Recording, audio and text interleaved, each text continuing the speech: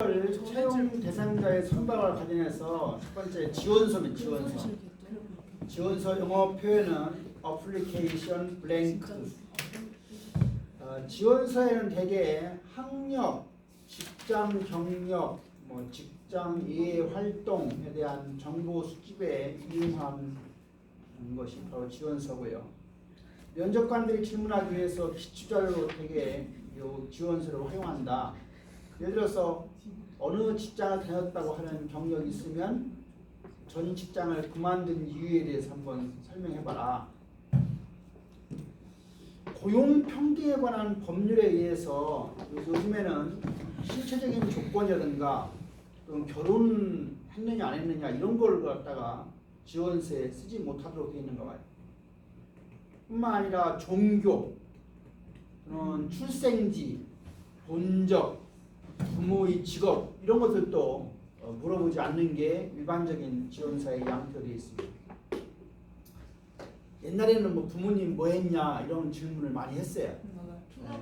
그런데 이제 요즘에는 그런 것들이 면접을 보러 온 면접자한테 자존심하고 관련되어 있는 것이고, 그래서 예를 들어서 고위직 공무원 자녀를 뽑으면 그것 때문에 된 것 같기도 하고 하니까 그런 걸 묻지 못하게. 되게 면접의 특성이라고 하는 것은 물어보고 답하고 하는 거니까 쌍방향 커뮤니케이션이고 심층적인 정보 획득에 도움이 된다. 질문을 1단계 질문한 게 아니라 뭘 물어봐가지고 그렇다고 하면 봉사활동 좋아해요? 그러면 예 좋아합니다. 어디 갔다 오셨어요? 그럼 어디 갔다 왔다고 하면 계속 물어봐가지고 끝까지 가는 거죠. 만약 이제 거짓말 시키면은 나중에 문제가 되는 거예요. 필요한 예인데 옛날에 아는 사람이 예를 들어서 우리 총장님, 이사장님 할 때 면접을 보고 왔대요. 근데 자기가 고등학교 다니다가 사정이 있어서 고등학교를 그만두고 검정고시로 해서 대학을 간 거야. 근데 고등학교를 물어보니까 어느 고등학교 나왔다고 답변한 거예요. 근데 면접 끝날 때 뭐라고 했냐면 가서 고등학교 생활기록부 떼어서 나한테 보내주세요 이렇게 한 거예요. 자기가 거짓말 시켰다고 어떻게 했으면 좋겠냐고 나한테 전화가 왔더라고. 그래서 포기하라겠어요. 더 이상 진행하지 마라. 왜냐하면 중간에 그 고등학교 들어갔다가 자퇴하고 자기가 검정고시를 했는데 그걸 그대로 얘기하지 않고 한 사람은 뽑겠냐. 근데 왜 그렇게 답변했냐 하면 어른들 면접자 입장에서는 고등학교 다니다가 검정고시 한 걸 좋아해요 안 좋아해요? 안 좋아해요. 검정고시 한 걸 안 좋아합니다. 시험만 보고 했다는 건 안 좋아해요. 왜냐하면 사회와 과정에 이 사람이 뭔가 결격사유가 있다고 생각합니다. 그러니까 그걸 알기 때문에 사실은 고등학교 생활기록부를 교수분 문제 가져올 리가 없으니까 자기가 거짓말 시킨 거예요. 사실. 우리가 이제 회사에서는 면접을 통해서 획득하려고 하는 정보는 그런 거죠. 이 사람이 얼만큼 업무 수행 능력이 있느냐, 그 직무를 원하는 정도. 우리 4학년 내가 누구라고 얘기했는데 누가 요새 면접을 보고 왔어요. 근데 본인이 갈까 말까 하더라고. 월급 액수가 많지 않은 것 같아. 그래서 내가 그래서 면접 끝날 때 물어봐. 네가 궁금하면. 돈을. 예. 월급 물어보는 사람 뽑아요 안 뽑아요? 안 뽑습니다. 그럼 답변해줘 안 해요? 우리 회사 내규 절차에서 드립니다. 이렇게 답변하지 얼마 준다는 말을 안 해요. 근데 뽑는 사람 입장에서 면접 보러 온 사람이 월급 액수 물어보면 절대 뽑지 않아요. 왜? 까다롭다고 생각해요. 보통 사람들은 이 직무를 원하는 정도, 내가 꼭 이 회사에 와야 되겠다 하는 강도가 높은 사람 뽑고 싶지, 아무리 능력이 있어도 이 사람이 올까 말까 하는 그런 사람 안 뽑거든요. 그래서 이 원하는 정도를 알려고 이제 취업 시에 이 직무에 대한 열정이 있느냐, 직무와 지원자의 인생 목표와 연계성이 있느냐, 그 사람에 대한 어떤 인생 목표 물어보면서 뭐라고 했어요. 근데 그것이 우리 회사 직무하고 연관성이 있어야지 전혀 동떨어진 거라고 하면 이 사람 오래 있지 않죠. 김민정, 네? 사는 목적이 뭐야? 저요? 성장하기 저렇게 답변을 하면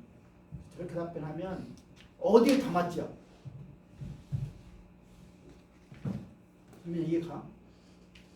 나는 삶의 목적을 성장에 두고 있습니다라고 하면 어떤 거하고 다 연관이 돼요. 연관.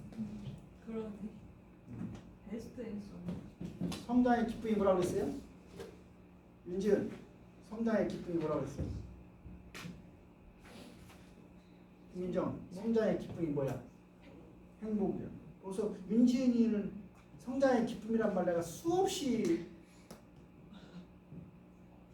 행복에 대한 정의를 성장의 기쁨이 행복이다 하는 얘기를 내가 수없이 했는데 아직도 머리에 박혀 있잖아요. 윤지은, 왜 머리에 안 박혀 있어?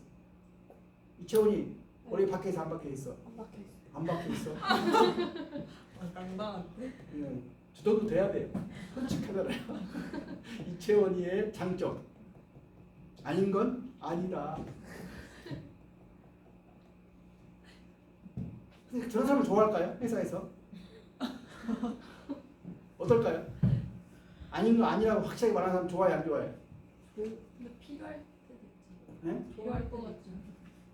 그러니까 나쁘다 좋다고 뭐 말할 수가 없죠. 사실은 상황에 따라 다른 거죠. 적들. 네?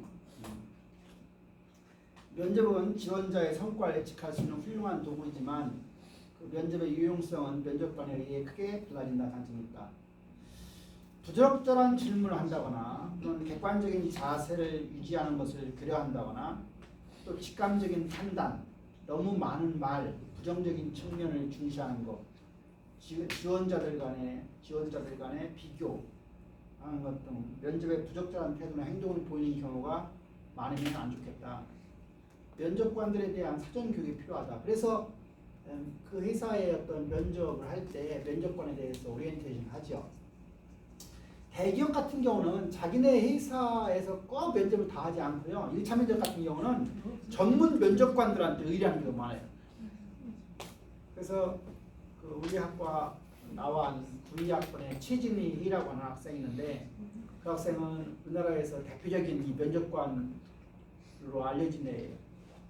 헤드헌터 쪽에서 근무하고 있고 근데 뭐 어느 금융그룹 맡아가지고 자기들 그룹에서 1차 면접 다 끝내가지고 올려보내는 임원 면접만 그 회사에서 하게 하고요.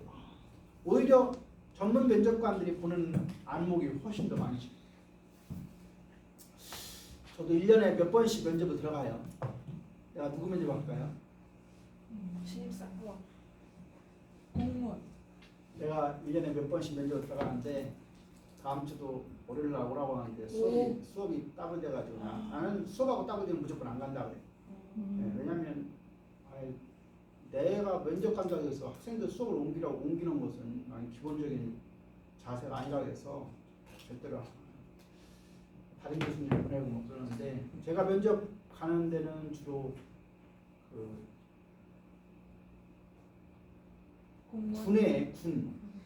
군과 관련된 군대. 근데 군대 가서 누가 하냐면 군에 보면 밑에 하부기관들이 있어요. 하부기관들의 장, 대개 이제 대령급 이상 완스타 장성들 예편한 사람들이 와서 그 기관장 하는데 그 면접을 주로 제가 해요. 근데 한 번 면접하니까 내가 면접을 잘하는지 계속 나만 불러요. 네. 그게 있어서. 네. 물론 내가 옛날에 대학 교수들 면접도 막 학교에서 뭐 오랫동안 하고 해서인지 네. 딱 보면 질문을 이게 되게 한 면접하는 사람이 4명, 3명, 4명, 한 4명, 5명이 면접을 해요. 한 사람 들어와가지고 거의 1시간 동안 질문하는 거니까 이렇게 질문, 저렇게 질문 형태 통해서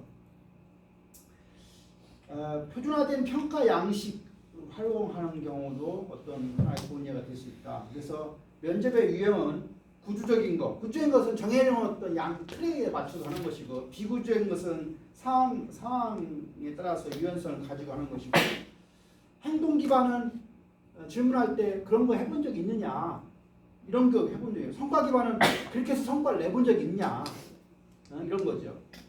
또 한 가지는 요즘에는 스트레스 면접이라는 게 있어요. 스트레스 면접은 뭘까요? 압박 면접이요. 압박을 주어서 자존심을 상하게 만들어 놓고 나서 이 사람이 그 자존심 상한 상태에서 어떻게 그 이성을 잃지 않고 차분하게 하는지, 네? 또는 면접자가 면접 질문 안 하면서 계속 쳐다보고 있어 이렇게. 그것도 스트레스죠. 그 일부러 만드는 네. 거구나. 일부러 상황을 만드는. 그래서 요즘에는 우리가 스트레스 면접 이런 것도 있습니다. 구조적 면접 뭐냐? 인터뷰 어떤 그 지침, 가이드에 의해서 면접하는 것은 구조적 면접이고, 준구조적 면접은 인터뷰 가이드에 기반하지만 상황에 따라서 질문도 융통성 있게 발휘하는 면접이 준구조적인 거고, 비구조적인 것은 자유롭게 말할 수 있죠. 면접을 갖다 자유롭게 하는. 행동 기반 면접은 가상적인 상황에 대한 질문, 즉 상황 기반적인 질문이라든가 혹은 과거의 행동에 대한 질문, 행동 기반적 질문을 바탕으로 면접하는 거다. 여기 지금 표를 보면 전형적인 질문, 상황 기반적인 질문, 행동 기반적인 질문 나누어서 이제 하나 예를 보도록 하겠습니다. 전형적인 질문이 주요 고객이 회사의 방침과 다른 요구를 하는 것에 대해서 어떻게 생각하십니까? 라고 하는 전형적인 질문이라고 하면, 상황 기반적인 질문으로 바꾸면 주요 고객이 회사의 방침과 다른 요구를 해왔을 때 당신은 어떻게 대처하시겠습니까?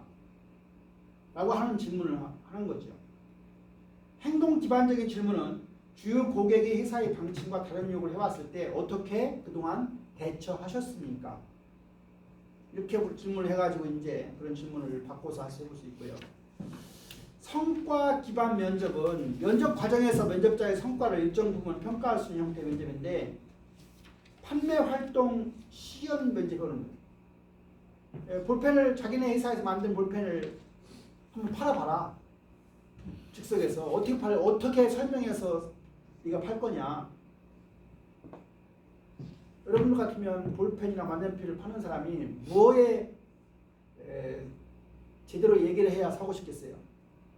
가격에 대한 얘기가 중요하겠어요? 재질에 대한 얘기가 중요하겠어요? 여러분들이 볼펜이면 볼펜에 대한 만년필에 대해서 쓰면서 불편했던 상황이 있죠. 볼펜이면 뭐가 불편해요? 우리나라 153번 문화 볼펜은 뭐가 불편해요? 볼펜 똥이 불편하죠. 오랫동안 쓴 뭐예요? 그냥 이렇게 하는 거. 네. 네. 그러니까 어떤 그동안 자기가 경험했던 걸 바탕으로 해서 해야 되겠죠. 그러니까 재질이 중요한 게 아니고, 그렇죠? 네, 재질이 중요한 게 아니고,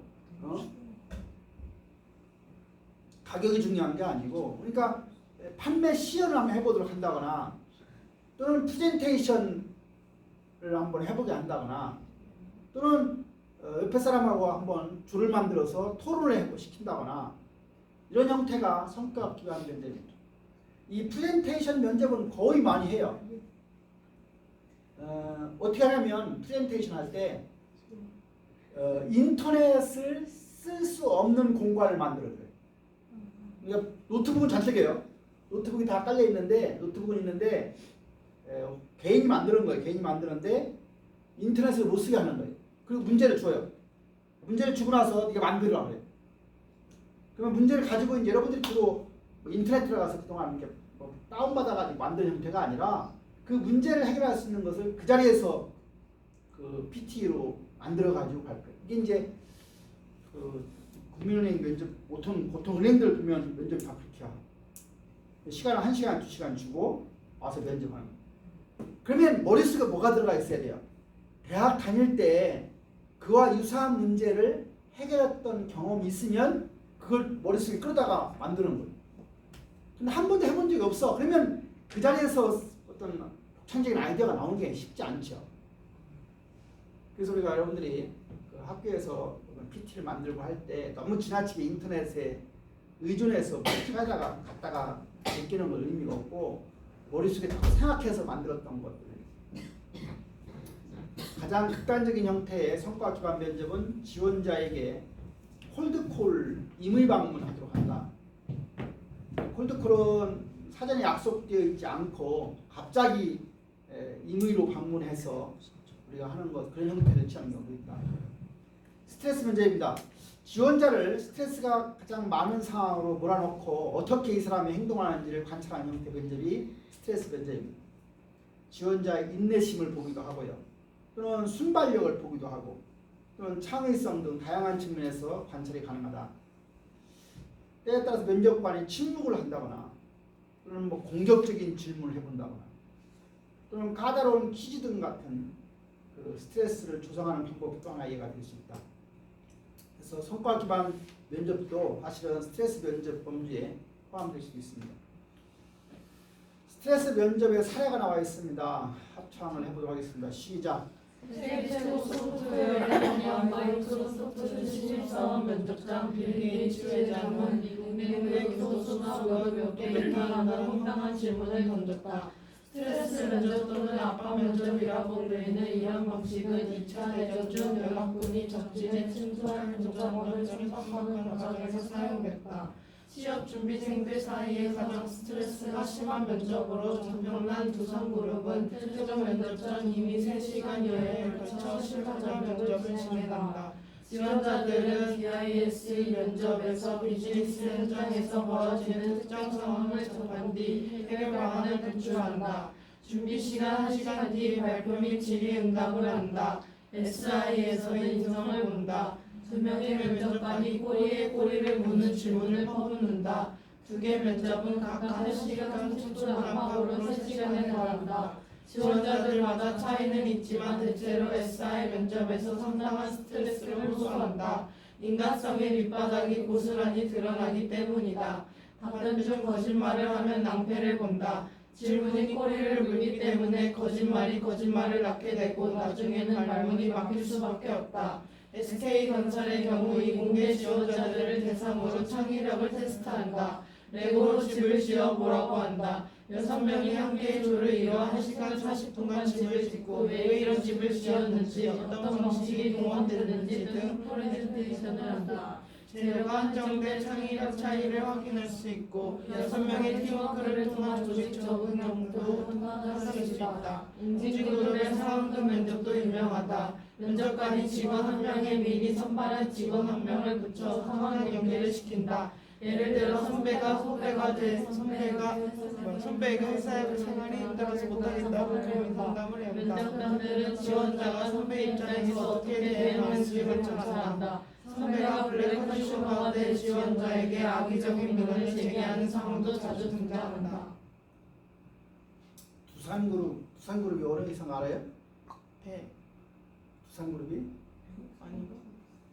그 두산그룹이 저기 그 중앙대학교 운영하는 그룹이 두산그룹인데 두산중공업 뭐 지게차 같은 거 뭐 나오는 두산중공업도 있고 원래는 두산이 그 원자력 발전소 관련된 상당한 일을 했는데 원자력 발전소 요새 문재인이가 못하게 해서 사실은 어려움에 직면하는 회사 중 박용성이라고 하는 회사 그 사람이 회장인데 여기 DISE는 두산에서 만든 면접 방식에 대해서 두산 인티그레이티드 시뮬레이션 엑서사이즈라고 하는 개념에서 나온 개념인데 웅진그룹은 알죠? 웅진그룹은 뭐가 유명했어요? 코웨이. 네, 웅진 코웨이가 유명했는데 이게 웅진 윤석금 회장이 그 동주의 일부 사람이었어요. 근데 웅진 코웨이가 넘어갔어요. 웅진 코웨이가 넘어간 이유가 웅진이 극동건설인가 건설이사 인수하면서 돈에 문제가 생겨서 웅진 코웨이를 팔게 되고 사실 웅진 코웨이가 알짜배기 회사였거든요. 회사 중에서 제일 좋은 회사는 물건 한 번 팔아먹고 나서 끝나는 회사는 별로 안 좋아요. 한 번 팔아먹고 나서 계속 돈이 들어와야 돼요. 웅진 코웨이 뭐가 좋아요? 한 번 팔아먹으면 매월 2만원, 3만원인가요? 2달인가 계속 들어오죠, 돈이요. 네? 여러분들 인생에 있어서 마지막에 딱 갔을 때 아침에 자고 나면 통장에 드르륵 찍히는 게 제일 좋은 거예요. 한 번 팔아먹는 게 아니잖아. 한 번 팔아먹고 나면 뭐 여러분들 그 필타가 2달에 한 번씩 가는지 모르지만 2달에 기면 하여튼 2만원, 3만원이 계속 들어오는 거 아니에요. 그게 만집, 10만집, 100만집, 1000만가 우리나라 가구가 몇 가구가요? 예를 들어서 뭐 3인 가구라고 하면 뭐 1,100만원 가구다. 그러면 그 중에서 뭐 5분의 1이 웅진 코웨이를 쓴다. 과거에는 처음에는 이 정수기가 웅진코에 이해는 별로 없었어요. 요즘에는 뭐 청운이 뭐 수없이 많이 나왔지만 과거에는 무조건 정수기 하면 웅진코에 대부분 썼다고. 네. 내가 정수기 쓴다겠어 안 쓴다겠어요? 안 쓴다. 왜 안 쓴다겠죠? 미네랄이 없어서. 아주 그런 건 잘 기억해요. 우리 집 정수기 미네랄. 네? 저희 집 정수기 미네랄 포함된 필터로 바꿨어요. 네. 그러니까 정수기 중에서 그 미네랄이 포함된 정수기가 있고, 그러니까 정수기의 그 방식에 따라서 뭐 한투압 방식에 따라서 미네랄이 걸러지는 데가 있고 안 걸러지는 데가 있는데 아마 장단점이 있는 것 같아요. 근데 대부분의 제품들은 미네랄이 안 들어가게 돼 있고, 미네랄이 들어가면 또 뭐가 또 있겠죠.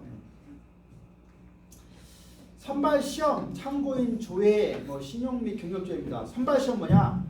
뭐 지능 검사하는 경우, 적성 검사, 성격 검사, 취향 검사 이런 다양한 형태가 있고요.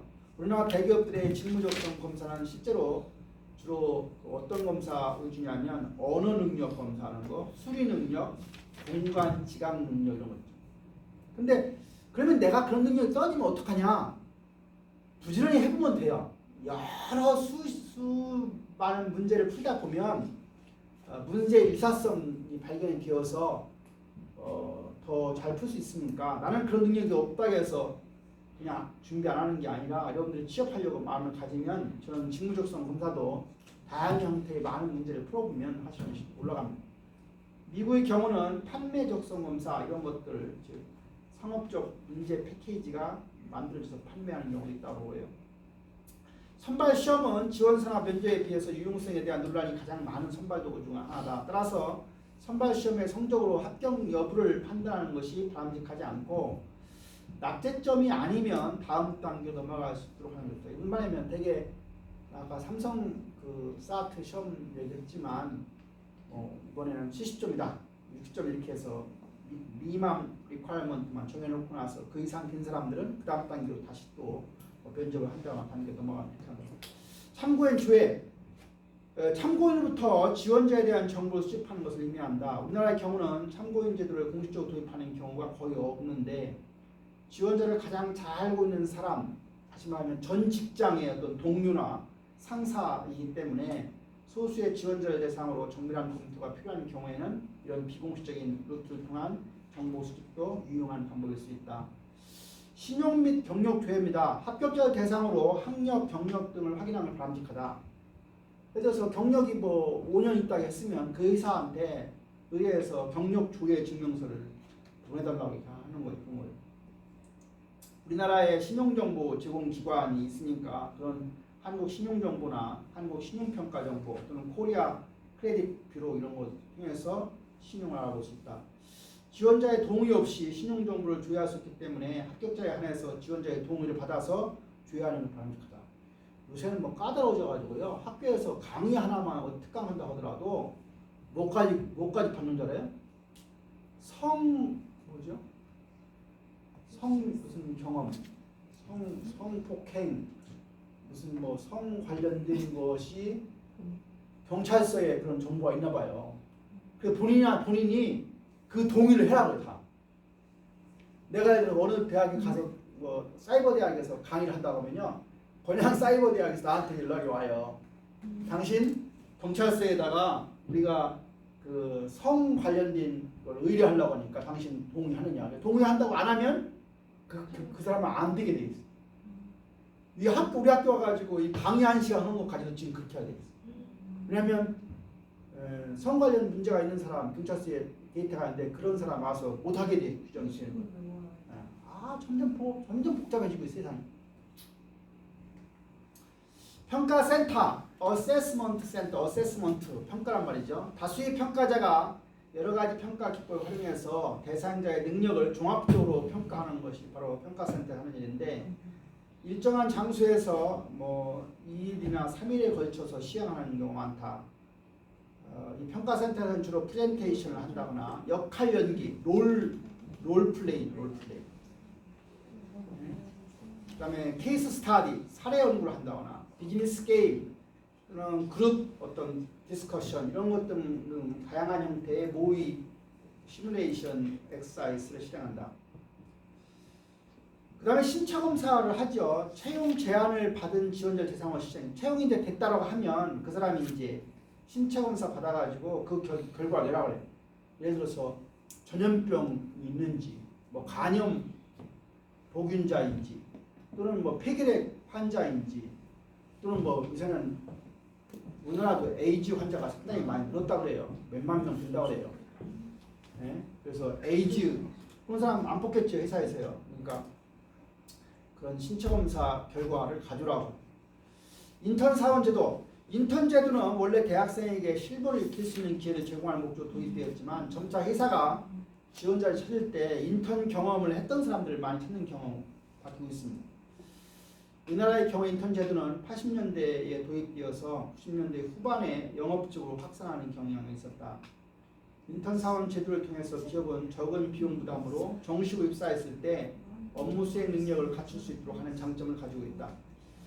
또한 적성에 맞지 않는 지원자를 걸러내므로 해서 영업사원의 이직률을 낮출 수 있는 것도 인턴 제도 활용하는 게 도움이 된다. 채용 대상자 결정입니다. 회사 입장에서 선발 과정에서 성적만을 근거로 채용 제안을 할 것인지 혹은 지원자가 자사에 취업하는 것을 얼마나 원하는지 간절히 원하는 사람 뽑는 게 이 사람이 이직을 않죠. 그러니까 그런 간절히 얼마큼 원하는지 이런 것들을 추가로 감안할 것에 대한 결정이 필요하다. 경쟁사가 보상이 많거나 월급 많이 준다 소리예요. 그다음에 합격 대상자 간의 질적 차이가 적을수록 채용이 시급할수록 성적보다는 자사에 대한 애착도가 높은 사람을 뽑는 게 오히려 바람직할 수 있다.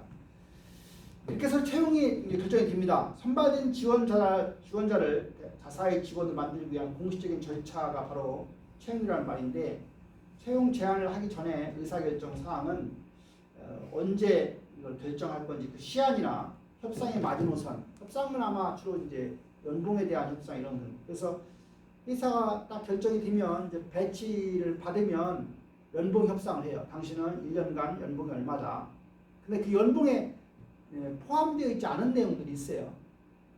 예를 들어서 뭐 1년 후에 성과급 포함 안 된다거나 또는 명절 수당 이런 게 포함이 안 된다거나 그건 회사에 따라 다 다른데 그래서 당신이 얼마다 뭐 이런 것들을 결정하죠. 사회화, 소셜라이제이션. 신입사원이 회사나 기존 구성원들의 가치와 문화를 수용해 가는 과정으로는 사회화라는 말을 합니다. 채용 이전의 사회화는 모집 및 선발 단계에서의 사회화고 신입 영업사원에 대한 동화된다고 하는 말은 영업관리자의 역할이 매우 중요하기 때문이다. 이런 사회화를 위해서 뭐가 도움이 되냐면 멘토링, 멘토, 멘티 그런 말 하죠. 그래서 멘토링이라는 것은 코칭과는 달리 영업 기술이나 지식뿐만 아니라